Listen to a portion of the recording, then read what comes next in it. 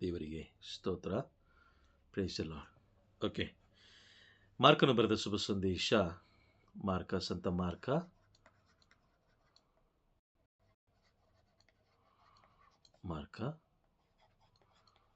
ಶುಭ ಸಂದೇಶದ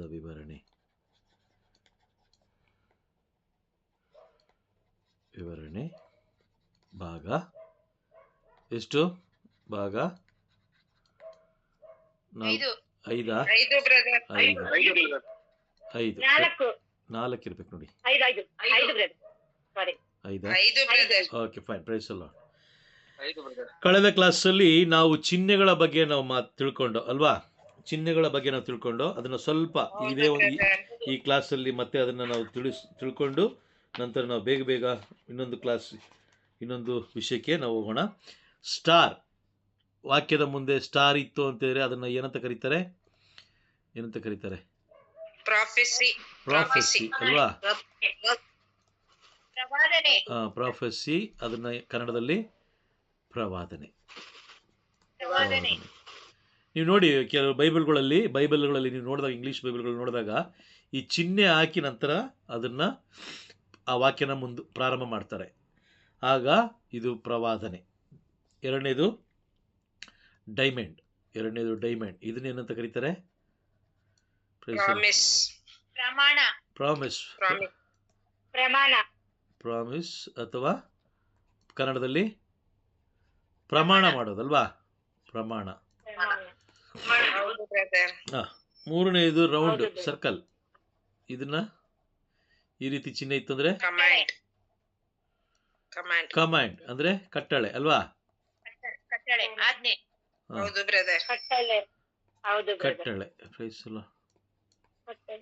ಕಟ್ಟಳೆ. ನಂತರ ಚೌಕ, ಬಾಕ್ಸ್. ಮೆಸೇಜ್ ಫ್ರಮ್ ಗಾಡ್ ಅಥವಾ ವಾಯ್ಸ್ ಫ್ರಮ್ ಗಾಡ್. ದೇವರ ವಾಣಿ. Message from god. ದೇವರ ವಾಣಿ.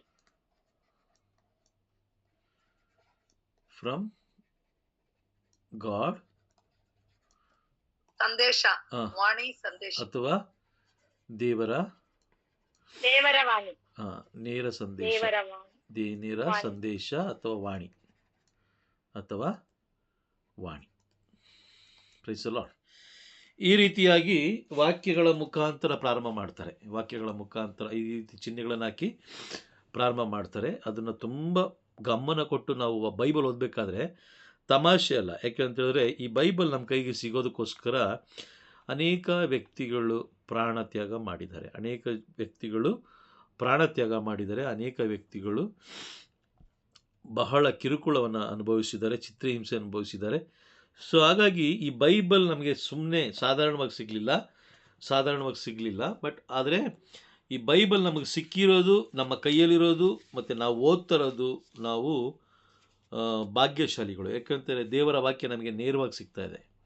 ಆಮೇಲೆ ಆಗಿನ ಕಾಲದಲ್ಲಿ ಇರಲಿಲ್ಲ, ಆ ಥರ ಆಗಿನ ಕಾಲದಲ್ಲಿ ಇರಲಿಲ್ಲ. ಬಟ್ ಈಗ ನಮಗೆ ನೇರವಾಗಿ ಸಿಗ್ತಾ ಇದೆ. ಆದರೆ 2 ತಿಮೋತಿ 3ನೇ ಅಧ್ಯಾಯ, 2 ತಿಮೋತಿ ವಾಕ್ಯ ಎಷ್ಟು ಸ್ಪಷ್ಟವಾಗಿ ಹೇಳುತ್ತೆ ಗೊತ್ತಾ? 2 ತಿಮೋತಿ 3ನೇ ಅಧ್ಯಾಯ ವಾಕ್ಯ 1ರಿಂದ 5 ತನಕ ನಾವು ಓದಬೇಕಾದ್ರೆ ಏನು ಮಾಡೋದು ಬೇಡ, ಓದೋದು ಬೇಡ, ಅದು ಜಸ್ಟ್ ಹಾಗೆ ನೋಡೋಣ. ಅದರಲ್ಲಿ ಅಲ್ಲಿ ಏನಾಗುತ್ತೆ ಅಂತ ಹೇಳಿದ್ರೆ 4ನೇ ವಾಕ್ಯ ನೋಡಿ. 4-5 2 ಓದಿ ಬೇಗ. 4-5 ಬೇಗ ಓದೋಣ. ಅವರು ದುಡುಕುವವರು, ಮಹಾಗರ್ವಿಗಳು ಆಗುವರು, ದೇವರನ್ನು ಅರಸದೆ ಭೋಗಗಳನ್ನೇ ಬಯಸುವರು. 5 ಅವರು ಭಕ್ತಿಯ ವೇಷ ಧರಿಸಿದ್ದರು, ಅದರ ನಿಜವಾದ ಶಕ್ತಿಯನ್ನು ಅಲ್ಲಗಳೆಯುವರು. ಇಂಥವರ ಸಹವಾಸ ನಿನಗೆ ಬೇಡ. ಅಂತಿಮ ದಿನಗಳಲ್ಲಿ ಜನರು ನಂಬಿಕೆ ದ್ರೋಹಿಗಳಾಗ್ತಾರೆ, ದುಡುಕುವವರಾಗ್ತಾರೆ, ಮಹಾಗರ್ವಿಗಳಾಗ್ತಾರೆ. ನಂತರ ದೇವರನ್ನು ಅರಸದೆ ಭೋಗಗಳನ್ನೇ ಬಯಸ್ತಾರೆ. ಇದು ನಾವು ನೇರವಾಗಿ ಕಣ್ಣಾರೆ ದೇವಾಲಯದಲ್ಲಿ ನಾವು ನೋಡ್ತಾ ಇದ್ದೀವಾ? ಹೌದು, ನೋಡ್ತಾ ಇದೀವಲ್ವಾ? ನೋಡ್ತಾ ಇದ್ದೀವಿ. ಹಾಗಾಗಿ ಅಲ್ಲಿ ವಾಕ್ಯದಲ್ಲಿ ಸ್ಪಷ್ಟವಾಗಿ ಸಂತ ಪೌಲರು ಬರೀತಾರೆ, ಈ ರೀತಿ ವ್ಯಕ್ತಿಗಳ ಸವಾಸ ನಿನಗೆ ಬೇಡ. ನಿನ್ನ ಆತ್ಮವನ್ನು ನೀನು ರಕ್ಷಿಸಿಕೋ, ನೀನು ಬಲಪಡಿಸಿಕೋ. ಈ ರೀತಿ ಯಾರು ದೇವರನ್ನು ಅರಸೋದಿಲ್ವೋ, ಯಾರು ದೇವರನ್ನು ಬಯಸೋದಿಲ್ವೋ, ದೇವರ ವಾಕ್ಯಗಳನ್ನು ಅಕ್ಸೆಪ್ಟ್ ಮಾಡ್ಕೊಳ್ಳೋದಿಲ್ವೋ ಅಂಥವರ ಸಹವಾಸ ನಿನಗೆ ಬೇಡ. Praise the lord. ಹಾಗಾಗಿ ನೋಡಿ, ಈ ಚಿಹ್ನೆಗಳ ಮುಖಾಂತರ ವಾಕ್ಯಗಳು ಪ್ರಾರಂಭವಾಗುತ್ತೆ.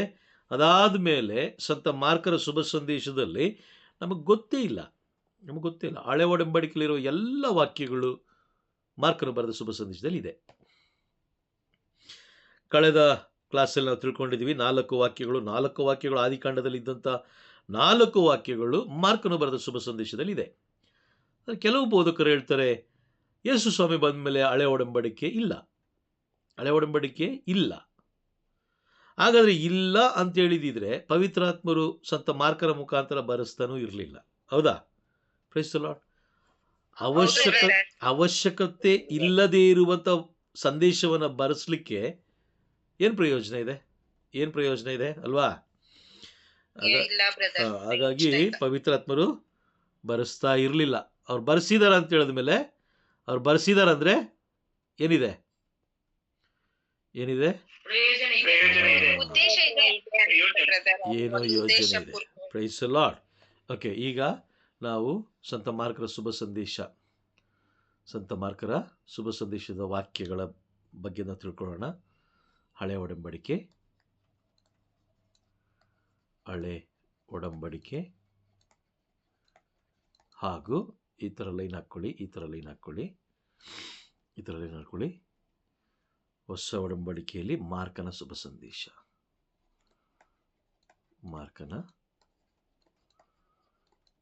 ಸಂದೇಶ, ನಂತರ ವಾಕ್ಯಗಳು ಅಥವಾ ಹೋಲಿಕೆಯ ವಾಕ್ಯಗಳು ಅಂತ ಬರ್ಕೊಳ್ಬೇಕಾರೆ, ಹೋಲಿಕೆಯ ವಾಕ್ಯಗಳು.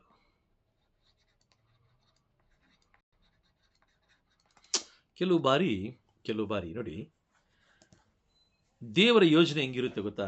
ಸೂಪರ್ ಆಗಿರುತ್ತೆ. ನಿನ್ನೆ ಕ್ಲಾಸಲ್ಲಿ ಒಂದು ಗೀತೆ ಹಾಡಿದ್ರು, ಯೇಸು ಇರುವ ಮನೆಯಲ್ಲಿ ಆನಂದ. ಅದೇ ರೀತಿ ಸಾಕ್ಷಿಗಳನ್ನು ನುಡಿಬೇಕಾದ್ರೆ ಆನಂದ. ಕೆಲವು ಕುಟುಂಬಗಳಲ್ಲಿ ಆನಂದ, ಮಕ್ಕಳು ಬದಲಾವಣೆ ಆಗ್ತಾ ಇದ್ದಾರೆ, ಮಕ್ಕಳು ವಾಕ್ಯ ಓದ್ತಾ ಇದ್ದಾರೆ, ವಾಕ್ಯದಲ್ಲಿ ಭಯ ಇಟ್ಟಿದ್ದಾರೆ, ವಾಕ್ಯಗಳನ್ನು ತಾಳ್ಮೆಯಿಂದ ಕೂತ್ಕೊಂಡು ಕೇಳಿಸ್ಕೊಳ್ತಾ ಇದ್ದಾರೆ. ಎಲ್ಲ ಪ್ರತಿಯೊಂದು ಕುಟುಂಬಗಳಲ್ಲಿ ಆ ಒಂದು ವಿಷಯ ಬಂದಾಗ ಎಲ್ಲರಿಗೂ ಸಂತೋಷ ಅಲ್ವಾ? Praise the lord. ಕರೆಕ್ಟಾ? ಆದರೆ ಇವತ್ತು ನೋಡಿ, ಇವತ್ತು ಆ್ಯಕ್ಚುಲಿ ಹೇಳ್ಬೇಕು ಅಂತ ಹೇಳಿದ್ರೆ, ನಮಗೆ ಲೀಮಾ ಸಿಸ್ಟರ್ ಕಾಲ್ ಮಾಡಿ ಅವ್ರು ಹೇಳಿದ್ರು, ಬ್ರದರ್ ನಾನು ಇವತ್ತು ಗೀತೆ ಆಡೋಕ್ಕಾಗಲ್ಲ, ನಾನು ಹೊರಗಡೆ ಸ್ಟ್ರಕ್ ಆಗ್ಬಿಟ್ಟಿದ್ದೀನಿ, ನೀವು ಬೇರೆಯವ್ರಿಗೆ ಹೇಳಿ ಅಂತ ಹೇಳಿದ್ರಾ Vimala sister? Leema sister, yes. But ನೀವು ಲಾಗಿನ್ ಆದಾಗ ನಾನು ನಿಮ್ಮ ಮನೆ ನೋಡಿದಾಗ ಗೊತ್ತಾಯಿತು ನೀವು ಮನೆ ತಲುಪಿದ್ದೀರಾ ಅಂತ. Praise the lord. ಮನೆ ತಲುಪಿದ್ದೀರಾ. ಅದಾದಮೇಲೆ ಆ ಗೀತೆ ಇವತ್ತು ನೀವೇ ಗೀತೆ ಆಡಬೇಕು ಅಂತ ಅದೊಂದು ಯೋಜನೆ ಇತ್ತು, ಅದು ನಡೀತು. ಆದರೆ ನೀವು ಆಡಿದೆಯಲ್ಲ, ಅದು ಯಾವ ರೀತಿ ಹೋಲಿಕೆ ಆಗುತ್ತೆ ಅಂತ ಹೇಳಿದ್ರೆ, ಮಾರ್ಕನು ಬರೆದ ಶುಭ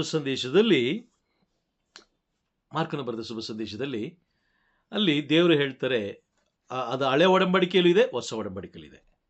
ಯಾವುದು ಅಂತ ಹೇಳಿದ್ರೆ, ನಾನು ಅಬ್ರಹಾಮನ ದೇವರು. ಆಮೆನ್. ಅಬ್ರಹಾಮನ ದೇವರು, ಇಸಾಕನ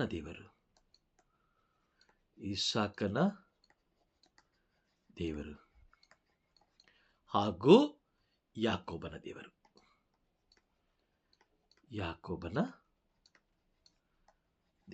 ಪ್ರೈಸ್ ದಿ ಲಾರ್ಡ್. ಈ ವಾಕ್ಯ ಹಳೆ ಒಡಂಬಡಿಕೆಯಲ್ಲಿ ವಿಮೋಚನ ಕಾಂಡ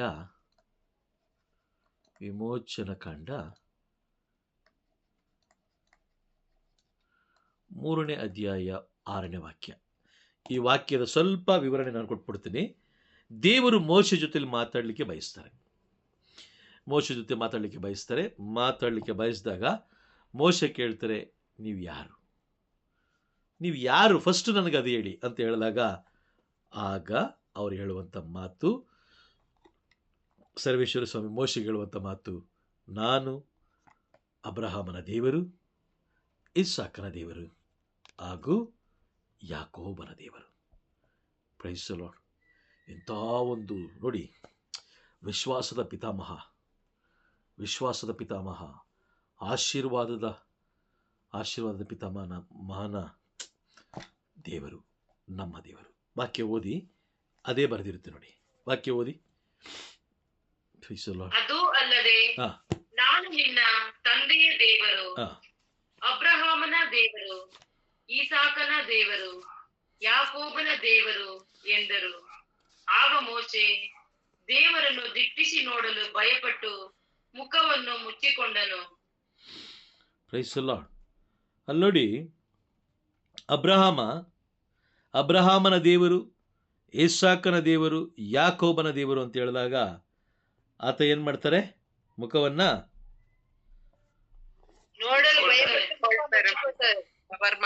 ನಾವೇನು ಮಾಡ್ತಾ ಇದ್ದೀವಿ ಹೇಳಿ ನೋಡೋಣ. ನಾವೇನು ಮಾಡ್ತಾ ಇದ್ದೀವಿ ಅಲ್ವಾ? ಭಯ ಇದೆಯಾ? ಇಲ್ಲ. ಭಯ ಭಕ್ತಿ ಇಲ್ಲದೆ ಬರ್ತೀವಿ. ಹಾಗಾದ್ರೆ ವಾಕ್ಯ ಪ್ರವಾದನೆ ನೆರವೇರ್ತದೆ. ಏನು? 2 ತಿಮೋತಿ 3ನೇ ಅಧ್ಯಾಯ 4ನೇ ವಾಕ್ಯ ನೆರವೇರ್ತಾ ಇದೆಯಾ? ನೆರವೇರ್ತಾ ಇದೆ. ಹೌದು ಬ್ರದರ್, ನೆರವೇರ್ತಾ ಇದೆ. ವಾಕ್ಯ ನೆರವೇರ್ತಾ ಇದೆ. Praise the lord. ವಾಕ್ಯ ನೆರವೇರ್ತಾ ಇದೆ. ಜನರು ದೇವರನ್ನ ಹರಸದೆ ಭೋಗಗಳನ್ನ, ಸುಖ ಭೋಗಗಳನ್ನ ಬಯಸ್ತಾ ಇದ್ದಾರೆ. ಓಕೆ, ಇದೇ ವಾಕ್ಯ ಹೊಸ ಒಡಂಬಡಿಕೆಯಲ್ಲಿ ಇದೆಯಾ ಅಂದರೆ ಖಂಡಿತವಾಗ್ಲೂ ಇದೆ. ಮಾರ್ಕನ ಬರೆದ ಶುಭ ಸಂದೇಶ 12ನೇ ಅಧ್ಯಾಯ ವಾಕ್ಯ 26 ಓದೋಣ. 26. ಇದಲ್ಲದೆ ಸತ್ತವರು ಪುನರುತ್ಥಾನವಾಗುವ ವಿಷಯದಲ್ಲಿ ಹೇಳುವುದಾದರೆ, ನಾನು ಅಬ್ರಹಾಮನಿಗೆ ದೇವರು, ಈಸಾಕನಿಗೆ ದೇವರು, ಯಾಕೋಬನಿಗೆ ದೇವರು ಎಂದು ದೇವರು ಮೋಶೆಗೆ ಹೇಳಿದ್ದನ್ನು ಮೋಶೆಯ ಧರ್ಮ ಗ್ರಂಥದಲ್ಲಿ ಉರಿಯುವ ಪೊದೆಯ ಪ್ರಸ್ತಾಪವಿರುವ ಭಾಗದಲ್ಲಿ ನೀವು ಓದಿರಬೇಕಲ್ಲವೇ?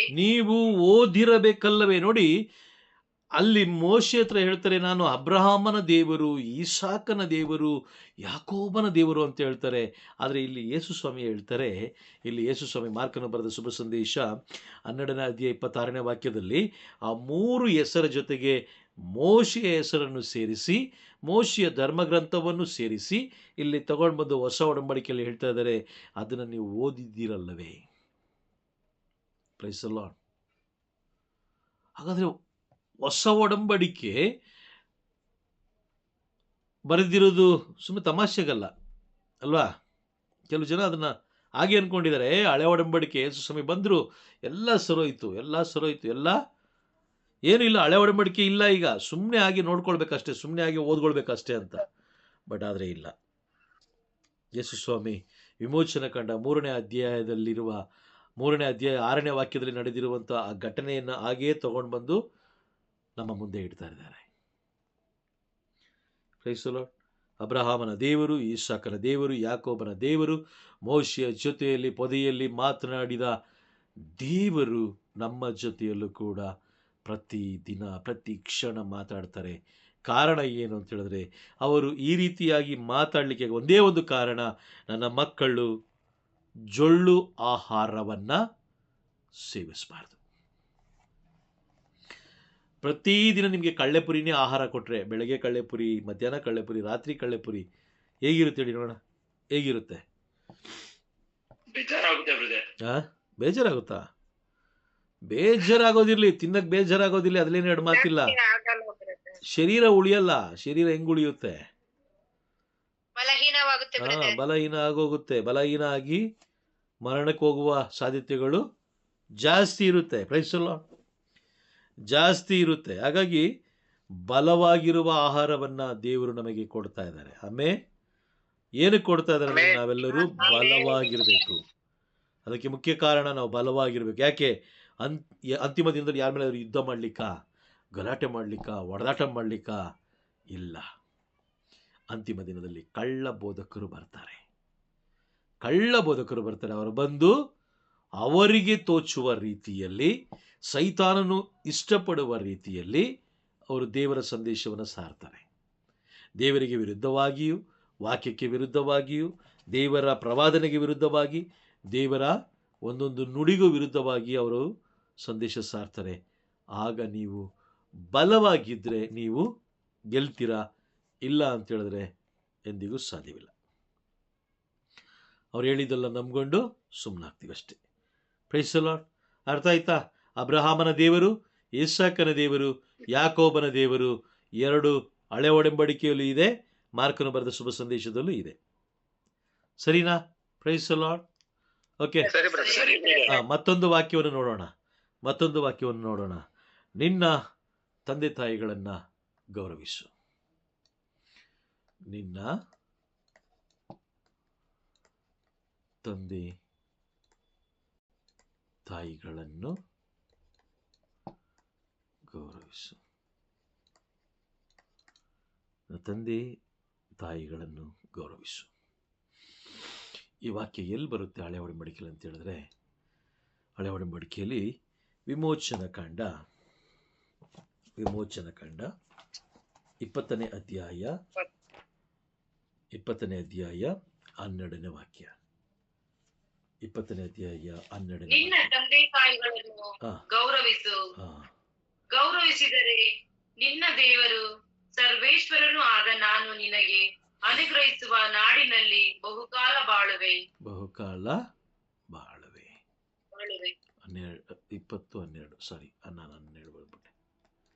20ನೇ ಅಧ್ಯಾಯ 12ನೇ ವಾಕ್ಯ ಏನು ಹೇಳ್ತಿದ್ದಾರೆ? ಮತ್ತೊಮ್ಮೆ ಓದಿ ಅದೇ ವಾಕ್ಯವನ್ನ, ಮತ್ತೊಮ್ಮೆ ಓದಿ. ನಿನ್ನ ತಂದೆ ತಾಯಿಗಳನ್ನು ಗೌರವಿಸು. ಗೌರವಿಸಿದರೆ ನಿನ್ನ ದೇವರು ಸರ್ವೇಶ್ವರನು ಆದ ನಾನು ನಿನಗೆ ಅನುಗ್ರಹಿಸುವ ನಾಡಿನಲ್ಲಿ ಬಹುಕಾಲ ಬಾಳುವೆ. ನಿನ್ನ ತಂದೆ ತಾಯಿಗಳನ್ನ ಗೌರವಿಸು. ವಾಕ್ಯ ಇದೆಯಾ?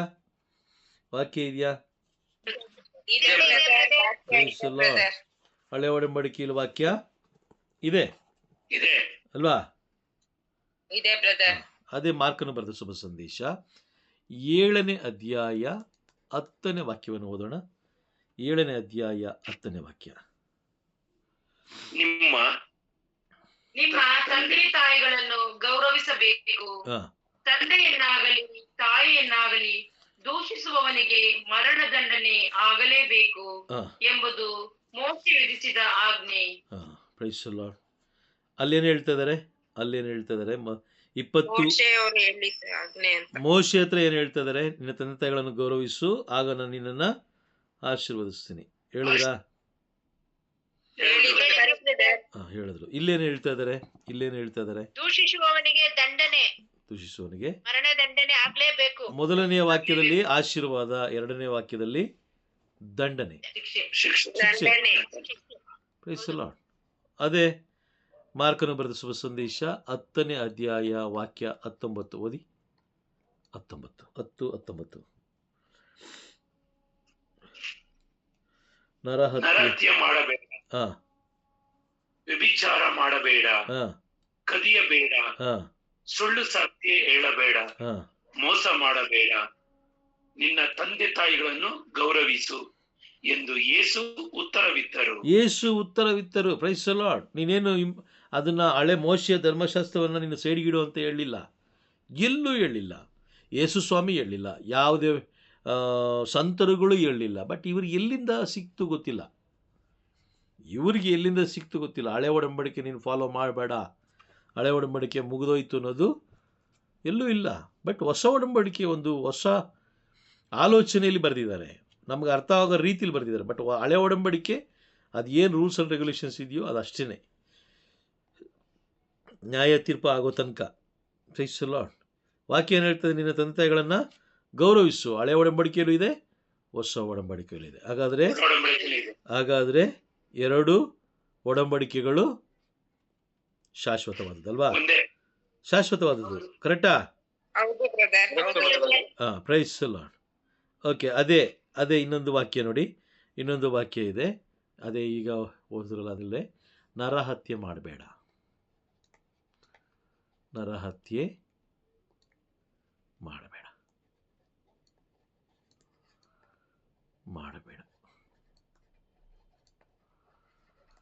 ನರಹತ್ಯೆ ಅಂದ್ರೇನು?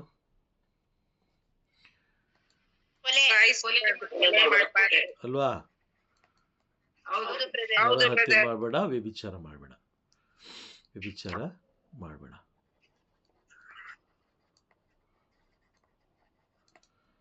ನರಹತ್ಯೆ ಮಾಡಿದ್ದೀರಾ? ಮಾಡಿದ್ದೀರಾ? ನಾಲ್ಗೆ ಮುಖಾಂತರ ಮಾಡಿದೀವಿ ಬ್ರದರ್. ಮಾಡಿದೀವಿ ಬ್ರದರ್. ಮಾಡಿದ್ದೀರಾ? ಬೇರೆಯವರು ಮಾಡಿದ್ದೀರಾ? Praise the lord. ಮಾಡಿದೀವಿ ಬ್ರದರ್. ಮಾಡಿದೀವಿ ಬ್ರದರ್. ಮಾಡಿದ್ದೀವಿ. ವ್ಯಭಿಚಾರ ಮಾಡಿದ್ದೀರಾ? ಮಾಡಿದೀವಿ ಬ್ರದರ್. ವಿಶ್ವಾಸದಲ್ಲಿ. ಆಮೇನ್. ನೋಡ್ರ, ನೀವು ವಾಕ್ಯಗಳನ್ನು ಕೇಳಿಸ್ಕೊಳ್ಬೇಕಾದ್ರೆ ಕರೆಕ್ಟಾಗಿ ಕೇಳಿಸ್ಕೊಂಡ್ರೆ ಯಾರು ನಿಮ್ಮನ್ನು ಮೋಸ ಮಾಡೋಕ್ಕಾಗಲ್ಲ ಅಲ್ವಾ? ಈಗ ಸಡನ್ ಆಗಿ ನಾನು ಯಾರ ಹತ್ರ ಬಂದ್ಬಿಟ್ಟು ಲೀಮಾ ಸಿಸ್ಟರ್ ಇರ್ಬೋದು, ಅಥವಾ ಸಗಾಯಿ ಮೇರಿ ಸಿಸ್ಟರ್ ಇರ್ಬೋದು, ಶಾಂತಿ ಸಿಸ್ಟರ್ ಇರ್ಬೋದು, ಬಂದ್ಬಿಟ್ಟು ನೀವು ವ್ಯಭಿಚಾರ ಮಾಡಿದ್ದೀರಾ ಅಂತ ಹೇಳಿದ್ರೆ, ಅಯ್ಯೋ, ಶಾಂತಿ ಸಿಸ್ಟರು ಕ್ಲಾಸ್ ಮುಗಿದಿದ ತಕ್ಷಣ ಯಾರಿಗೆ ಫೋನ್ ಮಾಡ್ತಾರೆ? ಲೀಮಾ ಸಿಸ್ಟರ್ಗೋ ಅಥವಾ ಸಗಾಯಿ ಮೇರಿ ಸಿಸ್ಟರ್ಗೋ ಫೋನ್ ಮಾಡಿ ಏನು ಹೇಳ್ತಾರೆ? ಏನು ಹೇಳ್ಬೋದು? ಯಪ್ಪ, ಹಿಂಗೆಲ್ಲ ಆಗುತ್ತೇನಕ್ಕ, ನಾವು ಮಾಡಿದ್ದೀವ? ಈ ಮನುಷ್ಯನಿಗೆ ಬುದ್ಧಿ ಬೇಡ? ಒಬ್ಬ ಬ್ರದರ್ ಅಂದ್ಕೊಂಡು ಈ ಥರ ಎಲ್ಲ ಮಾತಾಡ್ತಾರಾ? ಮಾತಾಡ್ತೀವ? ಮಾತಾಡ್ತೀವಿ. ಈಗ ನೋಡಿ, ಆ ವಾಕ್ಯ ಹೇಳಿದ ತಕ್ಷಣ ಶಾಂತಿ ಸಿಸ್ಟರ್ ಏನು ಹೇಳಿದ್ರು? ವಿಶ್ವಾಸದ ಮುಖಾಂತರ ನಾವು ವ್ಯಭಿಚಾರ ಮಾಡಿದ್ದೀವಿ. ಎಷ್ಟು ಬೋಲ್ಡ್ ಆಗಿ ನೋಡಿ, ಮಾಡಿದ್ದೀವಿ. ಹೌದು, ನಾವು ಮಾಡಿದ್ವಿ. ಯಾಕೆ? ಪಾಪಗಳನ್ನು ಒಪ್ಪಿಕೊಳ್ಳುವವನಿಗೆ ಕ್ಷಮೆ ಉಂಟು, ಮುಚ್ಚಿಟ್ಟುಕೊಳ್ಳುವವನಿಗೆ ಕ್ಷಮೆ ದೊರಕೋದಿಲ್ಲ. ಹೌದಾ? ಹೌದು, ನಾವು ವಿಶ್ವಾಸ ಪಾಪ ಮಾಡಿದ್ವಿ. ವಿಶ್ವಾಸದಲ್ಲಿ ಯಾವ ದೇವರಿಗೂ ಒಂದೇ ಕಡೆ ವಿಶ್ವಾಸ ಇರ್ತದೆ. Praise the lord. ಅದೇ ವಾಕ್ಯ ವಿಮೋಚನ ಕಾಂಡ 20ನೇ ಅಧ್ಯಾಯ ವಾಕ್ಯ 12ರಿಂದ 17 ತನಕ ಒಂದು ವಾಕ್ಯ ಮಾತ್ರ ನಾನು ಹೇಳ್ತೀನಿ. ಆ ವಾಕ್ಯ ಮಾತ್ರ ಓದಿ.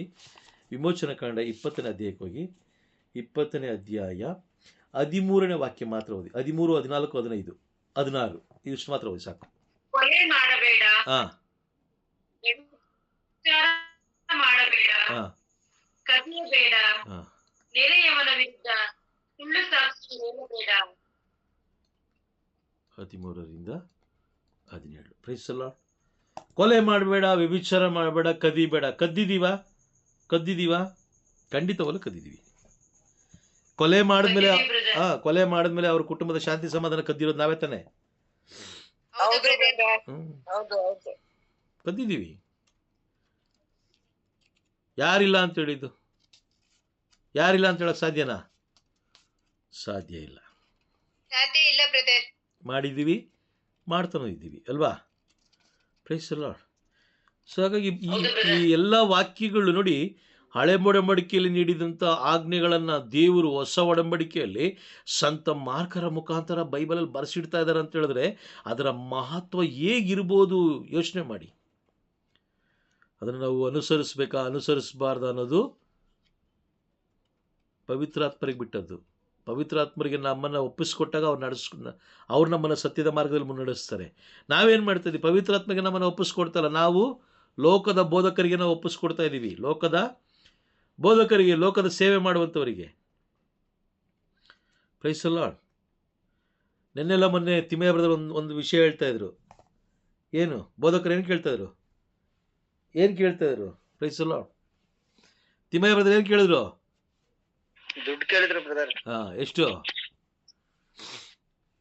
ಅಲ್ವಾ? ಫ್ಯಾಮಿಲಿಗೆ 1000 ರೂಪಾಯಿ. ಫ್ಯಾಮಿಲಿಗೆ 1000 ರೂಪಾಯಿ. 200 ಫ್ಯಾಮಿಲಿ ಇದೆ. 200 ಫ್ಯಾಮಿಲಿ ಇದೆ. ಒಂದು ಫ್ಯಾಮಿಲಿಗೆ 1000 ರೂಪಾಯಿ ಕಂಪಲ್ಸರಿ ಕೊಡಬೇಕು. ಎಷ್ಟಾಯಿತು? ನಮ್ಮ ಶಾಂತಿ ಟೀಚರ್ ಹೇಳ್ತಾರೆ 200 × 1000 ಎಷ್ಟಾಯಿತು ಸಿಸ್ಟರ್? 2 ಲಕ್ಷ. 2 ಲಕ್ಷನಾ? ಶಾಂತಿ ಸಿಸ್ಟರ್ ಇದ್ದೀರಾ? ಮಲಗಿದ್ದೀರಾ? ಮಲಗಿಲ್ಲ. Very good. ಮಲಗೋಕ್ಕೂ ಆಗಲ್ಲ ಬಿಡಿ ಅಲ್ವಾ? ಮಲಗೋಕ್ಕೂ ಆಗಲ್ಲ. 2 ಲಕ್ಷ ರೂಪಾಯಿ. ಯೇಸು ಸ್ವಾಮಿ ಹೇಳ್ತಾರೆ ಬೇರೆಯವ್ರಿಗೆ ಹೌದು Brother, ಎಲ್ಲರೂ brother, ಮಾತಾಡಿದ್ರೆ ಎಲ್ಲಾ ಎಕ್ಕ ಹೊಡಿಯುತ್ತೆ brother. ನೀವು ಮಾತಾಡಿದ್ರೆ ಹೊಡಿಯಲ್ಲ. ನಾನು ಮಾತಾಡಿ ಹೊಡಿಯಲ್ವಾ? ಇಲ್ಲ ಬ್ರದರ್. ಸರಿ, ಹಾಗಾದ್ರೆ ಕೇಳಿಸ್ಕೊಳ್ಳಿ. ಹಾಂ, ನೀವು ಮಾತಾಡಿದ್ರೆ ನೋಡೋಣ. ಅದು ನಿಮಗೆ ಯಾಕೋ ಹೊಡೆಯುವ ಇಲ್ಲಿ ಕ್ಲಾಸಲ್ಲಿ ರೆಕಾರ್ಡ್ ಆಗ್ತಾ ಇದೆಯಲ್ಲ, ಪರವಾಗಿಲ್ಲ, ಆಮೇಲೆ ನೋಡ್ಕೊಳ್ಳೋಣ. ಯಾವಾಗ ಮನುಷ್ಯ ಹಣದ ಮೇಲೆ ಆಸೆ ಇಡ್ತಾನೋ, ಹಣದ ಮೇಲೆ ಕಣ್ಣಿಡ್ತಾನೋ, ಆಗ ಅವನು ಸೈತಾನನ ಕಡೆಯವನು. ಪಾಪ ನೋಡಿ, ಇಸ್ಕರಿಯೋತ ಯೂದ ಯೇಸು ಸ್ವಾಮಿ ಜೊತೆಲಿದ್ದಂಥ ವ್ಯಕ್ತಿನೇ. ಆತ ಹಾಳಾಗೋಗಿದ್ದು ಹಣದಿಂದ ಅಲ್ವಾ? ಹೌದು brother. ಹಣದಿಂದ. ಯೇಸು ಸ್ವಾಮಿ ಹೇಳಿದ್ರು, ನಾನೇ ನಿನ್ನ ಜೊತೆಲಿರ್ತೀನಿ, ನೀನು ಯೋಚನೆ ಮಾಡಬೇಡ. ತಕ್ಕ ಸಮಯದಲ್ಲಿ ನಾನು ನಿನಗೆ ಏನು ಕೊಡ್ತೀನಿ? ಆಹಾರ ಕೊಡ್ತೀನಿ, ನೀರು ಕುಡಿಲಿಕ್ಕೆ ನೀರು ಕೊಡ್ತೀನಿ, ಎಲ್ಲ ಕೊಡ್ತೀನಿ. ಆದರೆ ನೀನು ಏನು, ನೀನು ನನ್ನ ಸೇವೆ ಮಾಡಬೇಕಷ್ಟೆ. ನನ್ನ ಸೇವೆ ಅಂದರೆ ಏನು? ಸತ್ಯ ವಾಕ್ಯಗಳನ್ನು ಲೋಕಕ್ಕೆ ಸಾರಬೇಕು. ಅದಕ್ಕೋಸ್ಕರ ಬೇಕಾದ್ರೆ ನಾನು ಸುಳ್ಳು ಹೇಳ್ತಲ್ಲ. ನೋಡಪ್ಪ, ಮತ್ತಾಯನ ಬರೆದ ಶುಭ ಸಂದೇಶ 10ನೇ ಅಧ್ಯಾಯದಲ್ಲಿ 10ನೇ ಅಧ್ಯಾಯಕ್ಕೆ ಹೋಗಿ 10ನೇ ಅಧ್ಯಾಯದಲ್ಲಿ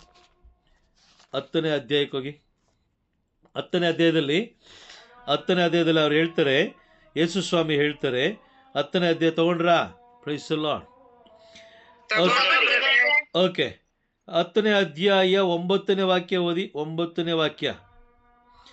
ಜೇಬಿನಲ್ಲಿ ಹಾ, ಚಿನ್ನ, ಬೆಳ್ಳಿ, ತಾಮ್ರವನ್ನಾಗಲಿ, ಪ್ರಯಾಣಕ್ಕೆಂದು ಗೋಣಿಗೆಯನ್ನಾಗಲಿ, 2 ಅಂಗಿಗಳನ್ನಾಗಲಿ, ಕಾಲಿಗೆ ಕೆರವನ್ನಾಗಲಿ, ಕೈಗೆ ದಂಡವನ್ನಾಗಲಿ ತೆಗೆದುಕೊಳ್ಳಬೇಡಿ. ಏಕೆಂದರೆ ದುಡಿಮೆಗಾರನು ಜೀವನಾಧಾರಕ್ಕೆ ಬಾಧ್ಯನು.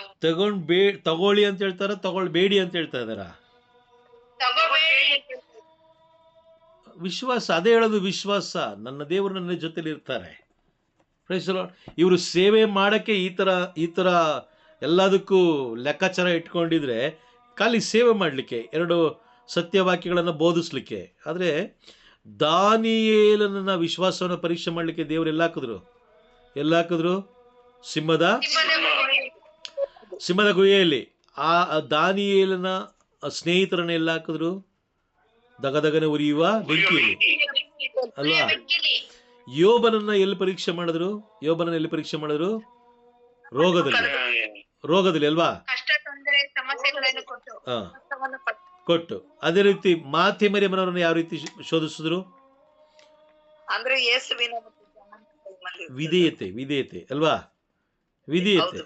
ವಿಧೇಯತೆ ಹಾಗೂ ಪರಿಶುದ್ಧತೆ. ದೇವರು ಎಲ್ಲರನ್ನೂ ಶೋಧಿಸ್ತಾರೆ. ಯಾರನ್ನ ಶೋಧಿಸ್ತಾ ಇಲ್ಲ? ಅಬ್ರಾಹ್ಮನ ಶೋಧಿಸ್ಲಿಲ್ಲ, ಪರಿಶೋಧಿಸ್ಲಿಲ್ವಾ? ಈಗ ನಮಗೊಂದು ಕರೆಕ್ಟಾಗಿ ವಿಶ್ವಾಸ ಇದ್ರೆ, ನನ್ನ ದೇವರು ನನ್ನ ಜೊತೆಲಿದ್ದಾರೆ, ನಾನು ಏನು ಮಾಡಬೇಕು? ಅವರ ಸೇವೆ ಮಾಡಬೇಕು ಅಂತ ಅವ್ರು ಖಂಡಿತವಾಗ್ಲೂ ನಂಬಿದ್ರೆ, ಬಲವಾದ ವಿಶ್ವಾಸ ಇದ್ರೆ, ಎಲಿಯ ಪ್ರವಾದಿಗೆ ದೇವರು ಆಹಾರ ಕೊಟ್ಟಂತೆ ಕೊಡಲ್ವಾ? 100% ಕೊಡ್ತಾರೆ. 100% ಕೊಡ್ತಾರೆ.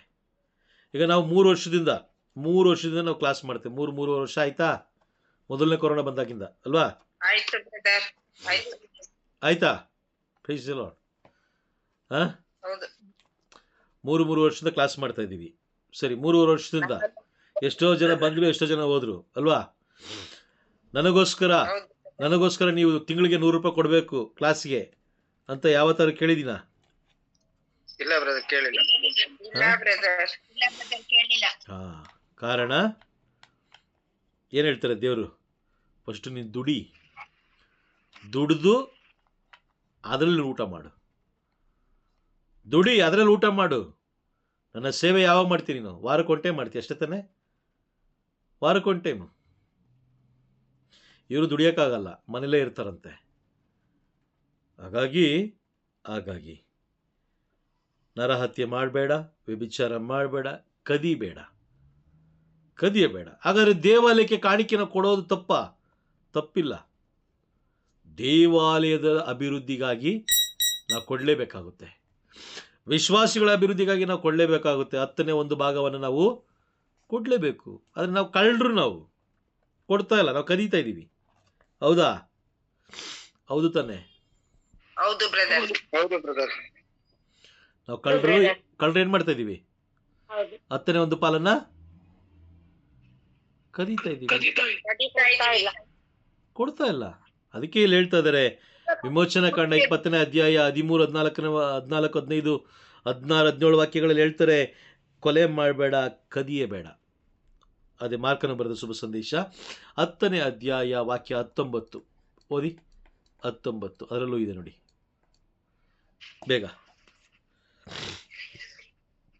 ನರಹತ್ಯೆ ಮಾಡಬೇಡ, ಹಾ ವ್ಯಭಿಚಾರ ಮಾಡಬೇಡ, ಹಾ ಕದಿಯಬೇಡ, ಸುಳ್ಳು ಸಾಕ್ಷಿ ಹೇಳಬೇಡ, ಮೋಸ ಮಾಡಬೇಡ, ಹಾ ನಿನ್ನ ತಂದೆ ತಾಯಿಗಳನ್ನು ಗೌರವಿಸು ಎಂದು ಯೇಸು ಉತ್ತರವಿತ್ತರು. Praise the lord. ಅಲ್ಲಿ ಸ್ಪಷ್ಟವಾಗಿ ಹೇಳ್ತಾ ಇದೆ. 2 ವಾಕ್ಯಗಳು ಒಂದೇ ಹೋಲಿಕೆಯಲ್ಲಿದೆ. ಇದೆಯಾ?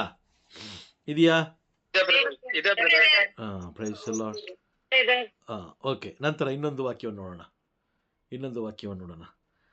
ತಂದೆಯನ್ನಾಗಲಿ ತಾಯಿಯನ್ನಾಗಲಿ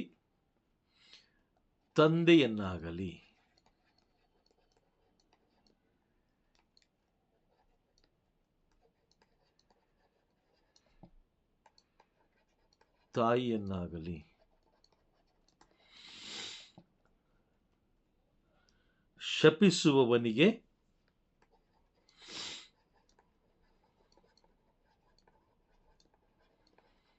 ದಂಡನೆ. Praise the lord.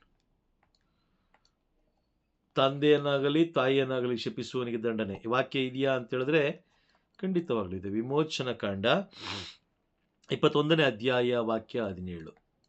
21:17. ತಂದೆಯನ್ನಾಗಲಿ ಹಾ ತಾಯಿಯನ್ನಾಗಲಿ ಶಪಿಸುವವನಿಗೆ ಮರಣದಂಡನೆ ಆಗಬೇಕು. ತಂದೆಯನ್ನಾಗಲಿ ತಾಯಿಯನ್ನಾಗಲಿ ಶಪಿಸುವವನಿಗೆ ಮರಣದಂಡನೆ ಆಗಬೇಕು. ಹಾಗಾದ್ರೆ ಎತ್ತ ತಂದೆ ತಾಯಿಗಳು ಮಾತ್ರ ತಂದೆ ತಾಯಿಗಳ? ಬೇರೆಯವರು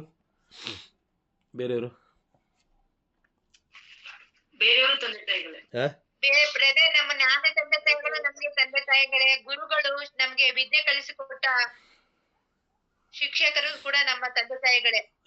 ಓಕೆ, ಅದ್ ಬಿಟ್ರೆ ಆತ್ಮಿಕ ತಂದೆ ತಾಯಿಗಳು. ಆತ್ಮಿಕ ತಂದೆ ತಾಯಿಗಳು. ಆಮೇಲೆ ಯಾಜಕರು. ಅದೇ ಗುರುಗಳು ಅಂದ್ರೆ ಯಾಜಕರಲ್ವಾ? ಆಮೇಲೆ ಪವಿತ್ರಾತ್ಮರು.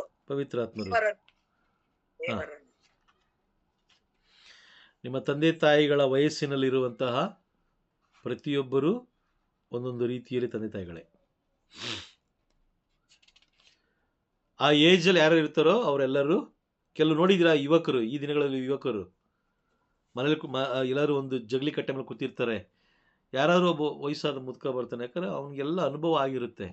ಅವನು ಹೇಳ್ತಾನೆ, ಇಲ್ಲಿ ಯಾಕೋ ಕೂತಿದ್ದೀರಾ, ಹೋಗಿ ಬದುಕೋದು ನೋಡ್ರು, ಹೋಗಿ ಒಂದು 2 ಕಾಸು ಮಾಡ್ರೋ, 2 ದುಡ್ಡು ಮಾಡ್ರೋ. ಈ ರೀತಿ ಅರ್ಧೋಗಿರೋ ಪ್ಯಾಂಟು, ಅರ್ಧೋಗಿರೋ ಶರ್ಟ್ ಹಾಕ್ಕೊಂಡು, ತಲೆ ಕೂದಲು ಒಳ್ಳೆ ಕರಡಿ ಥರ ಬಿಟ್ಕೊಂಡು ಬದುಕ್ತಾ ಇದ್ದೀರಲ್ಲ, ನಿಮಗೆ ನಾಚಿಕೆ ಆಗಲ್ಲ ಅಂದಾಗ ಇವ್ರೇನು ಹೇಳ್ತಾರೆ? ಇವ್ರೇನು ಹೇಳ್ಬೋದು? ಏನು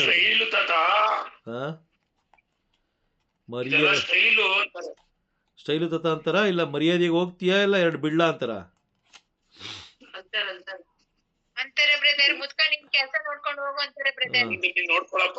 ಅಲ್ವಾ?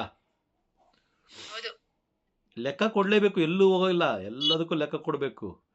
ನೀನು ಯೌವನಸ್ಥನಾಗಿರ್ಬೇಕಾದ್ರೆ ಉಪದೇಶಕನ ಗ್ರಂಥಕ್ಕೆ ಹೋಗಿ, ಬೇಗ ಹೋಗಿ. ಉಪದೇಶಕನ ಗ್ರಂಥ ಅಲ್ಲಿ 12ನೇ ಅಧ್ಯಾಯ ಅನ್ಕೊಳ್ತೀನಿ, ಮೋಸ್ಟ್ ಪ್ರಾಬಬ್ಲಿ 12ನೇ ಅಧ್ಯಾಯ 1ನೇ ವಾಕ್ಯವನ್ನು ಓದೋಣ. 12:1. ಎಸ್. ಆದುದರಿಂದ ಯೌವನದಲ್ಲಿ ನಿನ್ನ ಸೃಷ್ಟಿಕರ್ತನನ್ನ ಸ್ಮರಿಸಿಕೊ. ಓದಿ ಬೇಗ. ಸಿಕ್ತಾ? ಬೇರೆ ಯಾರಿಗಾದ್ರು ಸಿಕ್ತಾ? Praise the lord. ಕೇಳಿಸ್ತಾ ಇದೆಯಾ ಮಾತಾಡ್ತಿರೋದು?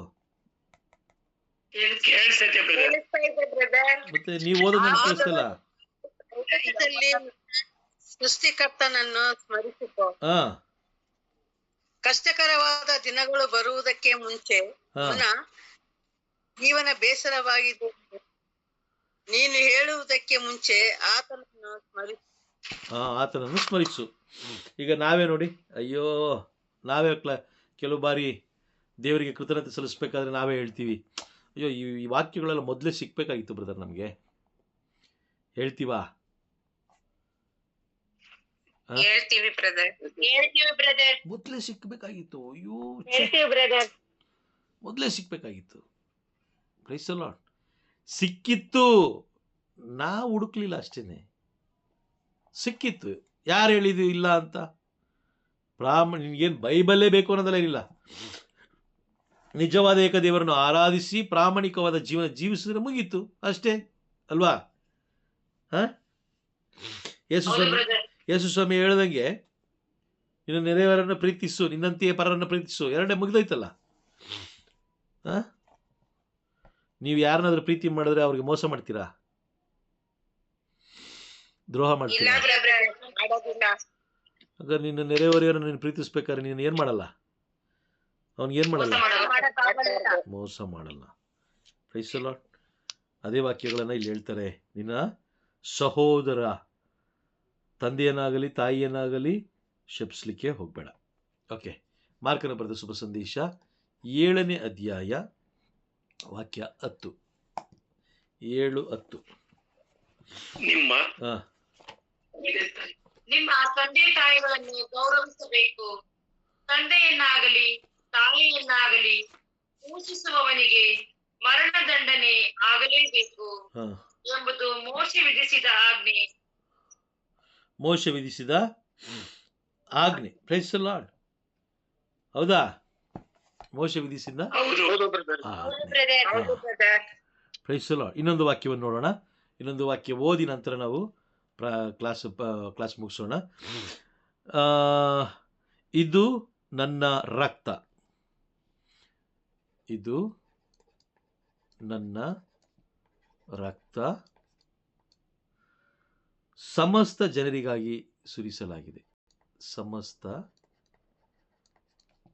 ಜನರಿಗಾಗಿ ಸುರಿಸಲಾಗಿದೆ.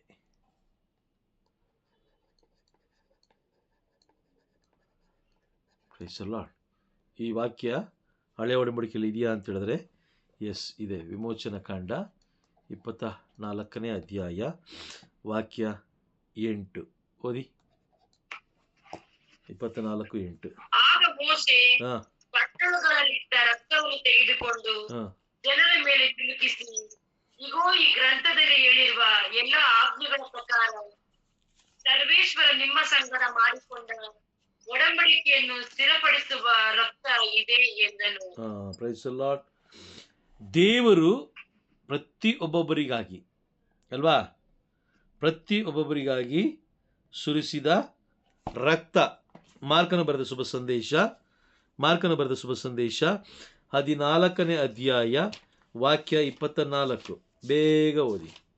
14:24. ಯೇಸು ಅವರಿಗೆ, ಇದು ನನ್ನ ರಕ್ತ, ಸಮಸ್ತ ಜನರಿಗಾಗಿ ಸುರಿಸಲಾಗುವ ಒಡಂಬಡಿಕೆ ರಕ್ತ. 24:10 ಏನ್ ಹೇಳ್ತಾ ಇದಾರೆ? ಸಮಸ್ತ ಜನರಿಗಾಗಿ ಸುರಿಸಲಾಗುವ ಒಡಂಬಡಿಕೆಯ ರಕ್ತ. 14:24. Praise the Lord. ಹಳೆ ಒಡಂಬಡಿಕೆಯಲ್ಲಿ ಮೋಶೆಯ ಜೊತೆಯಲ್ಲಿ ಮಾತನಾಡಿದ ದೇವರು ಹಾಗಾದ್ರೆ ಯಾರು? ಯಾರು ಯಾರು? Praise the Lord. ಅದಕ್ಕೊಂದು ಕ್ಲಾಸ್ ತಗೊಳ್ಳೋಣ, ಕಂಪ್ಲೀಟ್ ಆಗಿ ವಿವರಣೆ. ಸರಿನಾ? ಇವತ್ತಿನ ಕ್ಲಾಸ್ ಅರ್ಥ ಆಯ್ತಾ?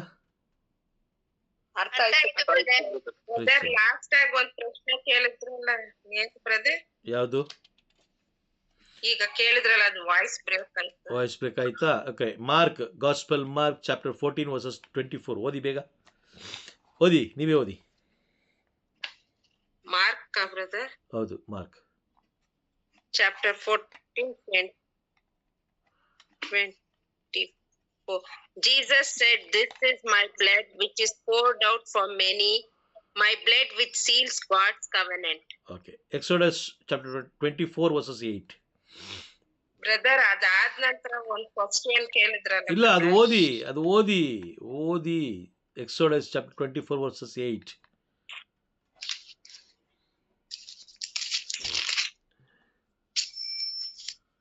Price the Lord. ಸ್ತೋತ್ರ. Then Moses took the blood in the bowl and threw it on the people.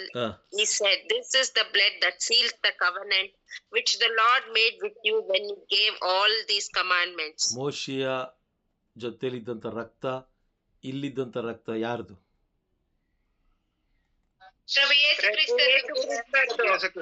ಹಾಗಾದ್ರೆ ಮೋಶೆಯ ಜೊತೆಲಿ ಮಾತನಾಡಿದ ದೇವರು ಈಗ ನಮ್ಮ ಜೊತೆಲಿ ಮಾತನಾಡಿದ ಮಾರ್ಕನ ಬರೆದ ಶುಭ ಸಂದೇಶ 14:24 ಮುಖಾಂತರ ಮಾತನಾಡುವ ದೇವರು ಯಾರು?